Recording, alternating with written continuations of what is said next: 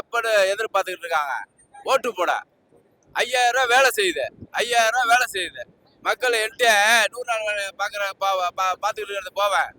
அங்கேயே கேட்பாங்க, எப்போ எலெக்ஷனு சீக்கிரம் அறிவிச்சிருவாங்க. 5000 வந்துச்சா எல்லாரும் கை தட்டுறாங்க, மகிழ்ச்சியா இருக்காங்க. ஒன்றும் கவலை இல்லை. 2006 எப்போ தேர்தல் அறிவிச்சாலும் 200க்கு மேல தளபதி ஸ்டாலின் சொன்ன மாதிரி 200க்கு மேல வெற்றி பண்றது உறுதி. அதெல்லாம் போக்கஸுங்க, சினிமா நடிகருங்க.